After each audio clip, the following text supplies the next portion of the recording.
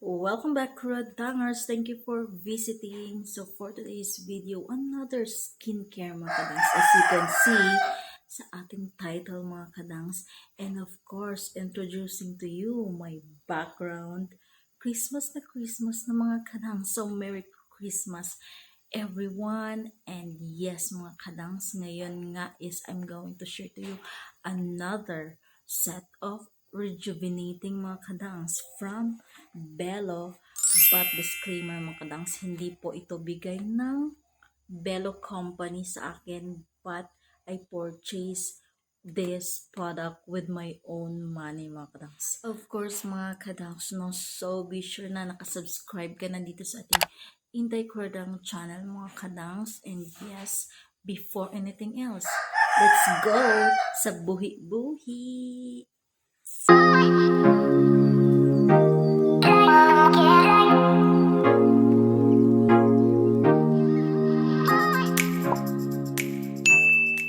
Alright mga kadangz, this is the packaging sa ating Essentials by Belo mga kadangz. It is a rejuvenating facial set mga kadangz, and of course this is for acne prone skin as it is indicated in the packaging mga kadangz, no?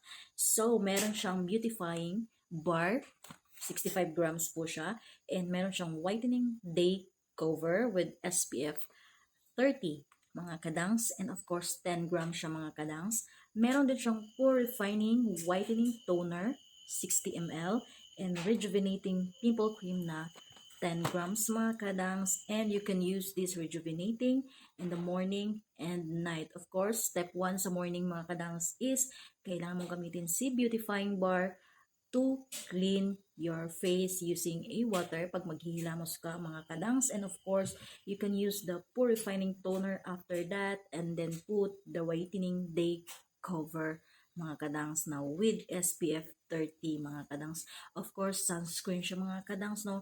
And of course, at night mga kadangz, kailangan mo talagang maghilamos din sa beautifying bar. And of course, use the toner after washing your face. And next is the rejuvenating pimple cream mga kadangz. Yung sabon niya mga kadangz is ganito nga, and anuhin natin mga kadangz, amuyin natin. Hamot. Yes, mabango siya mga kadangz. Parang may pagka citrusy smell mga kadangz na talaga mabango siya mga kadangz. Now of course, beautifying bar by Belo mga kadangz is nagpa-brighten siya at nagpapa-clear siya ng skin mga kadangz, no? And dito sa kanyang packaging is meron siyang makikita mo yung direction of use. Of course, alam niyo naman paano gamitin yung sabon mga kadangz, and meron din siyang Belo na naka-engrave dyan mga kadangz sa kanyang packaging. Mabango siya mga kadangz. And 65 grams. So, ngayon na ako nakakita ng rejuvenating set na yung sabon niya is konti lang. Talagang pang facial lang mga kadangz. Kasi usually na nakikita ka sa rejuvenating set is mga malalaki yung ano nila mga kadangz. Malalaki. Malalaki yung yung sabon. Kaya magagamit ko pa siya sa aking body. And next is sunscreen niya mga kadangz. Ito, open natin. Tingnan natin mga kadangz yung laman. Of course, meron siyang protective cover dyan mga kadangz, no? So, ganyan siya. White lang siya mga kadangz. And, yes, mabango siya mga kadangz. Mabango siya mga kadangz. I really love the product ng mga mababango mga kadangz. And next is rejuvenating pimple cream. Ito yung night cream mga kadangz. And, ganyan siya. Hindi siya gaano mabango mga kadangz, but hindi din siya mabaho. Meron siyang kunting amoy na very kunting-kunti lang, pero hindi siya mabaho mga kadangz. And of course, yung Belo Essentials Purifying Toner. Mabango din siya mga kadangz. This is my first ever rejuvenating set na mabango yung kanyang toner mga kadangz. Ayan. And let's proceed na sa ating usage mga kadangz, sa ating paggamit ng produkto na to mga kadangz.